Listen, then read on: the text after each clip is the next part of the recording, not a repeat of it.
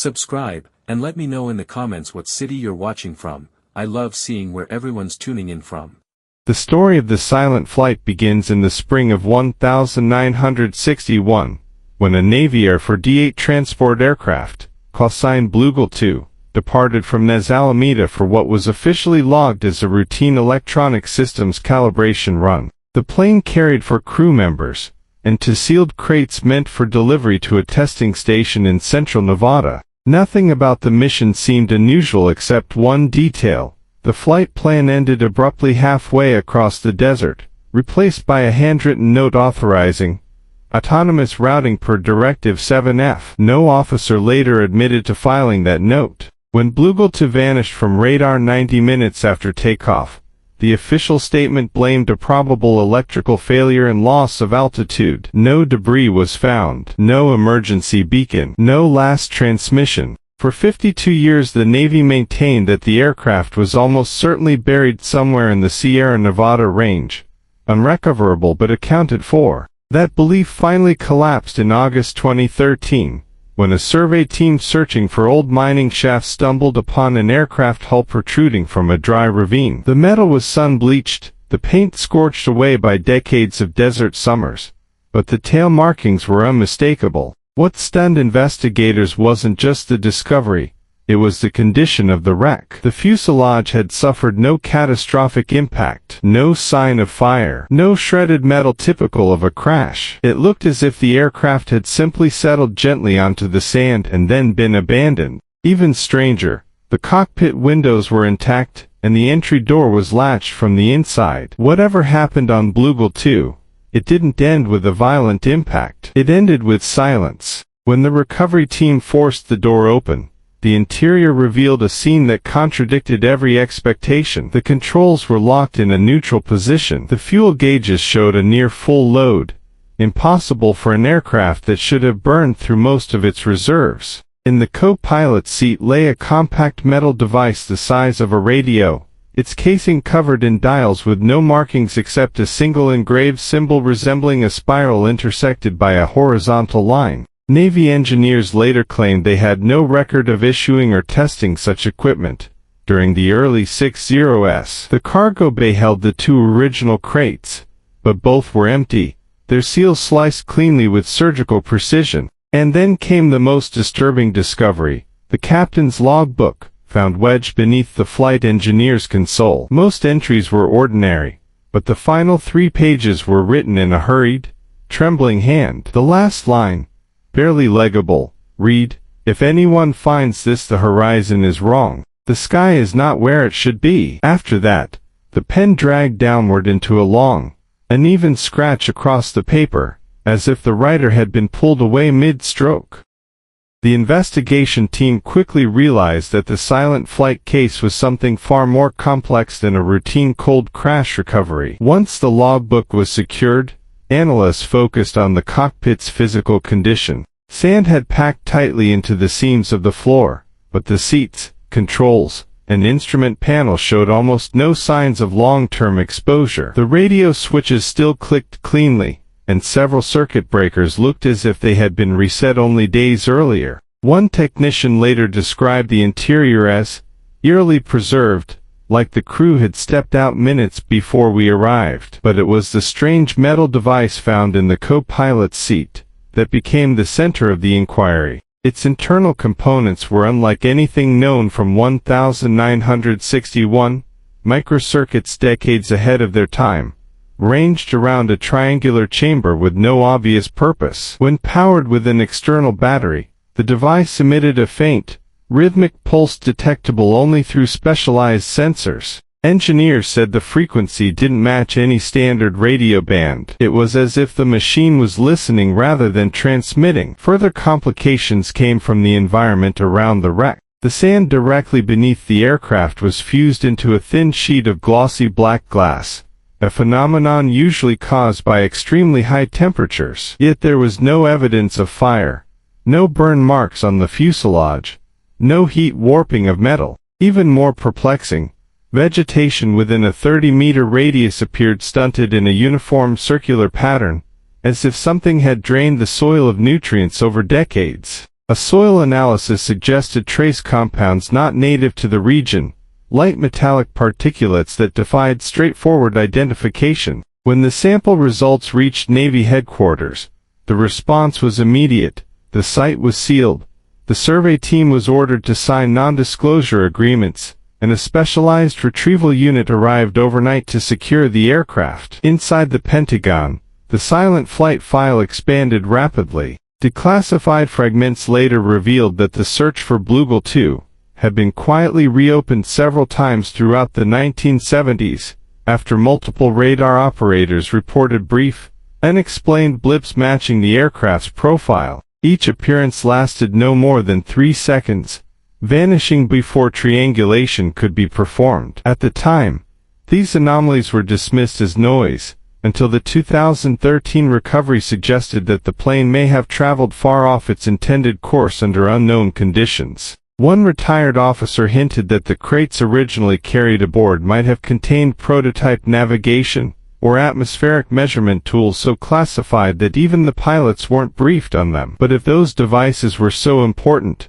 why had the crates been recovered empty? And why had no one reported any attempt to retrieve them during the 5 decades the wreck sat in plain sight? In the weeks following the discovery, attention shifted toward reconstructing the aircraft's final hours, using whatever clues remained in the logbook and cockpit. A data analyst noticed that several instrument dials had been manually marked with red grease pencil, arrows pointing to values that made no sense for a routine training flight. The altimeter was annotated at a reading thousands of feet lower than the terrain where the plane was found. The attitude indicator was circled with the word, false, in the co-pilot's handwriting, even though mechanical gyros of that era were considered highly reliable. The most unsettling mark was on the cabin pressure gauge, where someone had drawn 3 heavy vertical slashes, as if signaling a progressive failure. Yet forensic testing showed the pressure system was intact up to the moment of impact, leaving investigators to wonder whether the crew had been reacting to symptoms that didn't originate from the aircraft at all. Then came the matter of the Desert Skork Ring. Satellite imaging archives from the 1980s,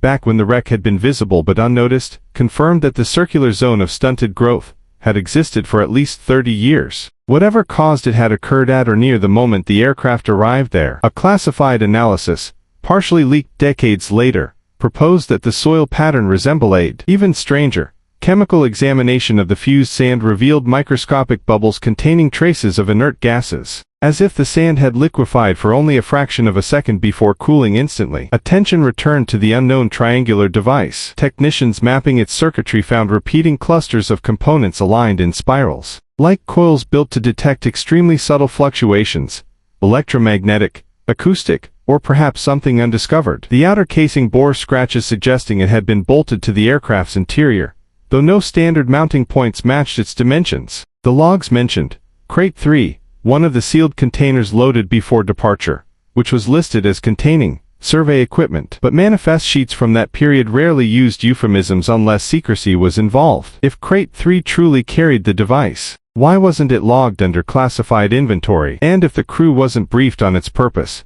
how did it end up in the co-pilot's seat, powered, and seemingly active? Investigators interviewing surviving relatives of the pilots uncovered an odd detail. Both men had reported vivid, disorienting dreams in the weeks before the mission. One described feeling pulled sideways while falling asleep. Another mentioned a persistent ringing he couldn't locate, not in the ears, but somewhere behind. These accounts were dismissed as coincidence until scientists discovered low-frequency modulation patterns inside the recovered device, steady and deliberate, like an unfinished transmission or automated scan. The deeper the inquiry went, the more the timeline around the aircraft's disappearance began to fray. Archival radio logs from the night of the flight, thought to have been routine, contained to brief entries that had never been tied to Bluegill 2 until now. At 20:41, a ground operator at a coastal station recorded an unusual burst of static, followed by what he described as a low harmonic sweep, similar to a sonar ping, but carried over airwave frequencies. 3 minutes later,